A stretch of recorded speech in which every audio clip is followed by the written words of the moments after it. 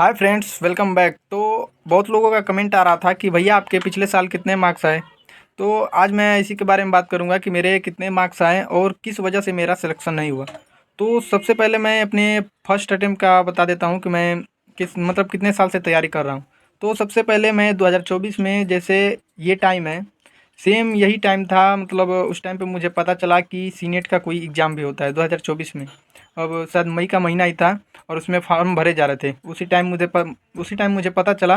तो जब मुझे पता चला तो मैं फॉर्म फिल कर दिया। और फॉर्म फिल करने के बाद पढ़ने, मतलब 1-2 दिन पढ़ा था, 2 से 3 दिन, बस इससे ज़्यादा कुछ नहीं। उसके बाद फिर मैं एग्ज़ाम देने गया। तो उस टाइम पे क्वेश्चन 120 नंबर के नहीं बल्कि 200 नंबर के होते थे। और उसी टाइम, उससे पहले, जब 2024 से पहले पेपर सिर्फ इंग्लिश में होता था, लेकिन 2024 में ये आके फिर हिंदी और इंग्लिश दोनों का हो गया। मैं जब पेपर देने गया तो मुझे कुछ, मतलब पूरा आउट ऑफ सिलेबस था मेरे लिए, क्योंकि मैं 12th पास कर लिया था। उस पर से साल भर का मैं गैप भी दिया था, जो कि उसमें कुछ भी पढ़ाई नहीं हुआ था। तो इसी वजह से मेरा कुछ भी उसमें समझ में नहीं आ रहा था।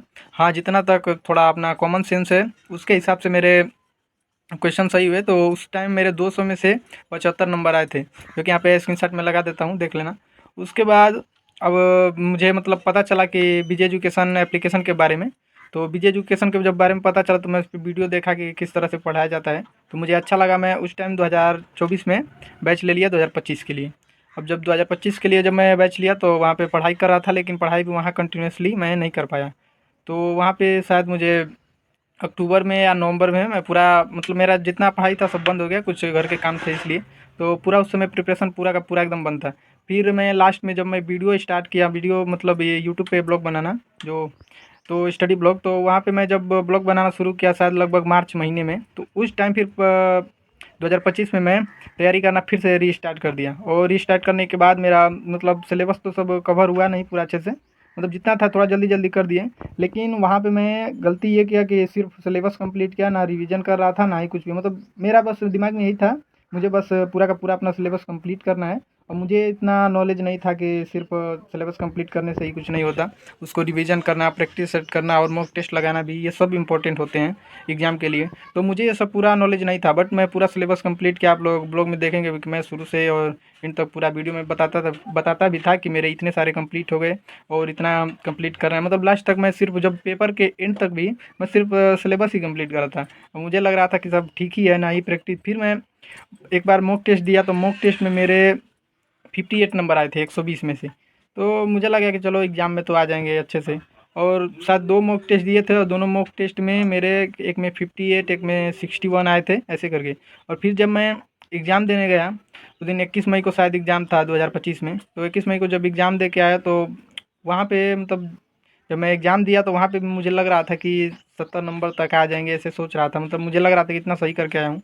बट वहाँ पे माइनर मिस्टेक भी होते हैं, और माइनर मिस्टेक भी हुआ, और मेरे 2025 में सिर्फ 59 नंबर आए, मतलब 59 नंबर।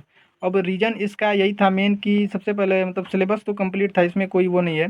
लेकिन मेन चीज़ होता है कि आप जो कंप्लीट किए हैं उसका रिवीजन कैसे, मतलब किए हैं कि नहीं। तो मैं उस टाइम पे रिवीजन, मतलब पूरा एकदम जीरो था। और मॉक टेस्ट तो एकदम से नहीं लगाया था, लास्ट टाइम पे सिर्फ 2 मॉक टेस्ट में लगाया था, वो भी उसका वीडियो में बनाया था। तो उसमें जितने नंबर आए थे सेम उतने ही मेरे एग्ज़ाम में भी नंबर आए। तो ये मेरे हिसाब से, मतलब मैं जो चीज़ फेस कर चुका हूँ पिछले साल, मुझे लगता है कि मॉक टेस्ट देना और प्रैक्टिस सेट देखना ये बहुत ज़्यादा इंपॉर्टेंट है। जब महामैराथन भी चलाया जाता था तो मुझे लगता था कि अभी कुछ कंप्लीट है ही नहीं, तो महामैराथन देख के क्या होगा। बट वो भी बहुत ज़्यादा, जो लोग बैच नहीं लिए हैं या फिर लिए भी हैं, तो आप सिलेबस कंप्लीट करना बंद कर दीजिए। आप लोग महामैराथन जो सर करवाते हैं, जो डेली का डेली प्रैक्टिस सेट होता है, उस पे ज़्यादा से ज़्यादा ध्यान दीजिए। अब क्योंकि इस टाइम पे मेरा तो सिलेबस सब कंप्लीट ही है। अब फिजिक्स और केमिस्ट्री थोड़ा वो, मतलब पूरा का पूरा किया ही नहीं हूँ, मतलब मुझे बेसिक ही कंप्लीट करना था। तो लेकिन क्या पता हार्ड भी आ जाए, बट जो भी है प्रैक्टिस सेट से वो काम चल जाएगा। तो मैं प्रैक्टिस सेट देख रहा हूँ विजय सर का, और तिवारी सर का भी मैं देखता हूँ, ऐसा नहीं है। तो जहाँ से मिल जाता है वहाँ से मैं देखता हूँ। हाँ, महामैराथन जब चलेगा तो मैं देखूंगा, और आप लोग भी देखना, क्योंकि महामैराथन में बहुत सारे क्वेश्चन ऐसे हैं। पिछले साल भी ऐसा हुआ, बहुत सारा, मतलब पिछले साल हुआ ऐसा कि विजय सर का महामैराथन से भी क्वेश्चन, 2-3 महामैराथन से क्वेश्चन उसमें सीनेट में हूबहू, मतलब एकदम लड़े हुए हैं। तो आप लोग एकदम महामैराथन और प्रैक्टिस सेट इन सब पे एकदम पूरा ध्यान देना, और ये सब करते रहना, क्योंकि सिर्फ सिलेबस कंप्लीट करना इंपॉर्टेंट नहीं है। मेरा तो वैसे भी उस टाइम गलत हुआ, और इस टाइम भी गलती हो ही रहा है, क्योंकि पढ़ाई अच्छे से हो नहीं पा रहा है। और पढ़ाई में मन भी नहीं लग रहा है, तो पता नहीं क्या मतलब ये सब हो जाता है, कोई नॉर्मल नहीं है, सबके साथ होता है ऐसा। आप लोग के भी साथ होता होगा, फिर भी मोटिवेशन डाउन होता है। लेकिन फिर भी एग्ज़ाम मतलब जब नज़दीक आता है तो उस टाइम पे मोटिवेशन और कुछ भी डिसिप्लिन कोई मायने नहीं रखता। उस टाइम सिर्फ पढ़ाई दिखता है और कुछ नहीं दिखता है, कि जब भी टाइम मिले तब भी सिर्फ पढ़ाई करो। तो आप लोग को जब टाइम मिले, जितना टाइम मिले उतने में सिर्फ अपना सब कंप्लीट करिए, जितना प्रैक्टिस सेट करवाया जा रहा है उतना करिए। और इस टाइम पे देखते हैं कि कितने नंबर आते हैं। सो जब मैं फुल मॉक टेस्ट दूंगा तो उसका भी वीडियो यूट्यूब पे चढ़ाऊँगा कि कितने मार्क्स आ रहे हैं।